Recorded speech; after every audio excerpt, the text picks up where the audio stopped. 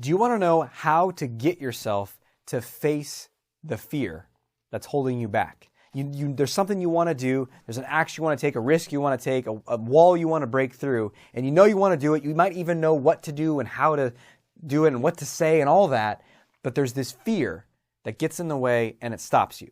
If you want to know how to blast through that fear, jump over that fear, smash through that wall, whatever it takes, watch this episode.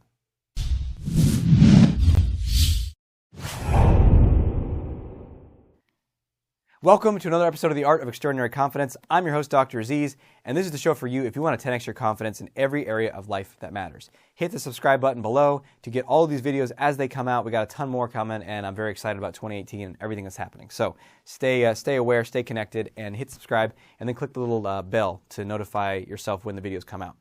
So here's the issue. I just talked with a guy recently, and he said, I read your book, Not Nice. And he said, oh, it was a fantastic book. It was a phenomenal book. And look, I don't want this to sound bad, but it might. But in some ways, when someone says, oh, that was a real great book, that's okay. It's sort of, I'm indifferent to that. Because look, I know the content is good. I believe in myself. I know it's effective if someone follows it. But I don't care if someone likes the book or not. What I'm most interested in is that they're applying what they learn in the book. That's when I get juiced.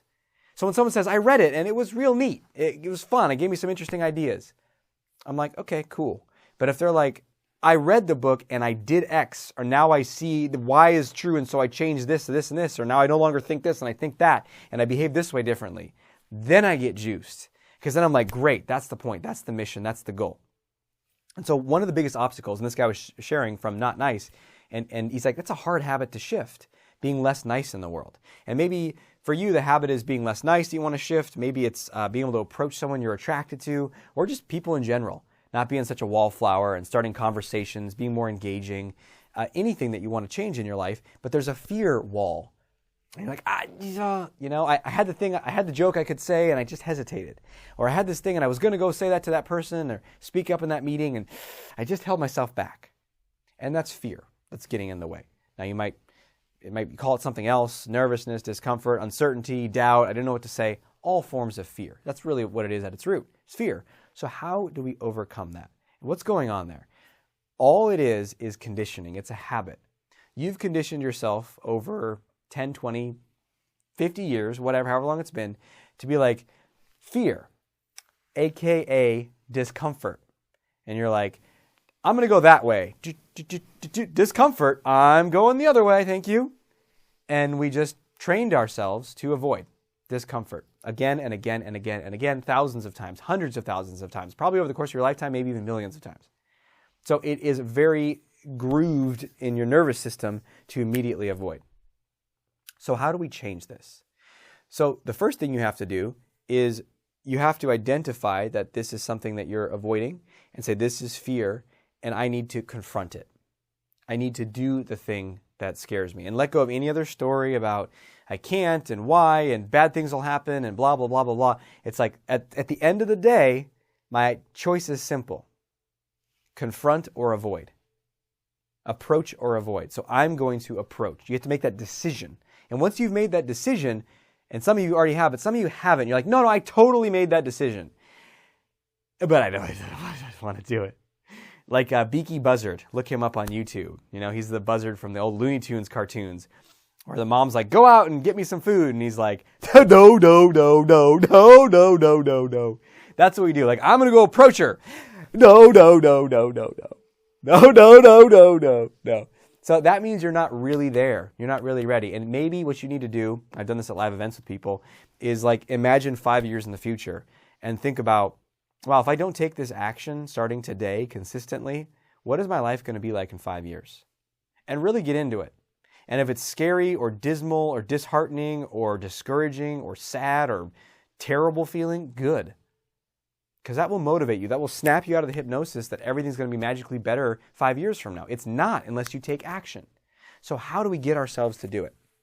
The key is to condition yourself to say, when I say go, I go. When I say go, I go. When I say go, I go. So how do we do that? Well, You could just say, well, okay, for the next 7 days, every time let's say you want to develop your ability to start conversations with strangers, you say, well, once a day, first thing I get out of my car or something like that, I'm going to go to this place, I'm going to start a conversation. And I'm going to do that. I'm going to say go, I'm going to go say go. I'm going to do it. And you could tailor it down to a less intense challenge than starting a conversation. But the issue with that is sometimes it's like our avoidance patterns are so strong, we say we're going to do it and then we don't. So what do? Here's the beautiful thing I've discovered.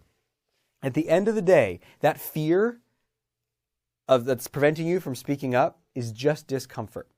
So the solution is to increase your discomfort tolerance, your ability to withstand and go into discomfort and have your mind go like, no, I don't like this, I don't like this, I don't like this. And you're like, whatever, we're doing it. So how do we train ourselves? Well, the good news is discomfort tolerance is transferable. And you've probably already developed discomfort tolerance in certain areas of your life. I'm amazed when I talk to people, I have some clients in my mastermind program right now, that are like kick ass in their physical fitness. And they go do workouts that are way harder than any shit that I've ever done. You know, like CrossFit stuff and all this stuff. And they're like doing these hardcore workouts. And I'm like, well, how do you work with the discomfort in that situation? And they're like, well, you just do it. And I'm like, you realize that a vast millions and millions, hundreds of millions of people in the United States alone and across the whole world look at an uncomfortable workout and they don't have that ability to just say, well, when I say go, I go. But you've developed that in that area. Is it possible that you could develop that in your social life or your dating life as well, or your career and speaking up in meetings? And they're like, no. So how do we do it? Well, here's one little simple technique that I discovered inadvertently through my studies with Wim Hof, who's a Dutch athlete. He is also known as the Iceman.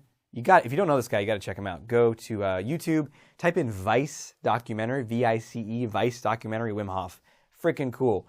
Amazing guy. I've been going through his program, doing all kinds of crazy feats with the cold. But one of the things he has people do is strengthen their bodies through breath work and exposure to cold on purpose, which is a whole fascinating study. Maybe I'll make another video at some point about my journey with that.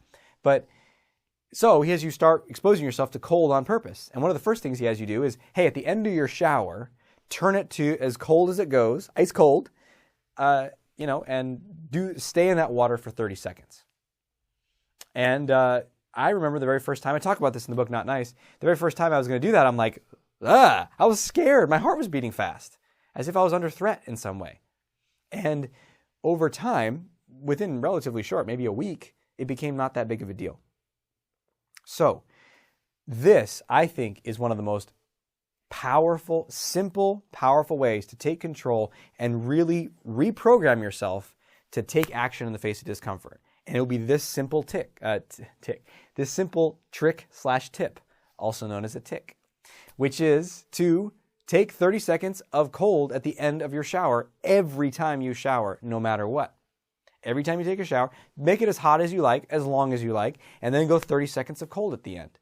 Now, this has its own set of benefits for your cardiovascular system and all this stuff, and that's a side point. I'm talking about straight up confidence building and the ability to take action in the face of what scares you and what's uncomfortable. And this is an extremely powerful tool. And the amazing thing is I've shared this with lots of people, and their first reaction is like, maybe that's your reaction. You're like, close this video down. This is not what I want. Why? Because that sounds uncomfortable. But people don't fess up. They don't say, yeah, that sounds uncomfortable, so they don't want to do it. They'll say, that's the stupidest thing I've ever heard. Why?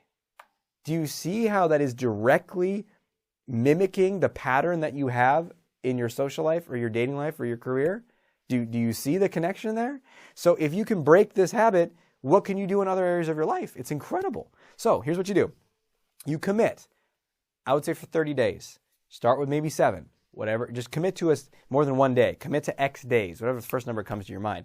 I think longer is better on this kind of thing, honestly, but so 30 is great. 15, 10, 7, whatever works for you. For the next X days, at the end of my shower, I'm going to put it to cold for 30 seconds. And, if you don't have a clock or whatever, you can't time it, just count 1, 2, 3, close enough, and just go into it. And what you'll notice is on the first day, there's probably going to be a lot of bargaining in your head. Like, oh, I don't know if I should I really? I don't want to. Maybe I'll start it tomorrow. I don't like this. I don't want to do it. And you say, no, my commitment, when I say go, I go. Psh, turn it to cold. And the next day, bargaining. Hey, when I say go, we go. Psh, look, we're not getting out of the shower. I did this with myself. I start bargaining like, look, we're not going to get out of the shower until we do it. So might as well just freaking do it.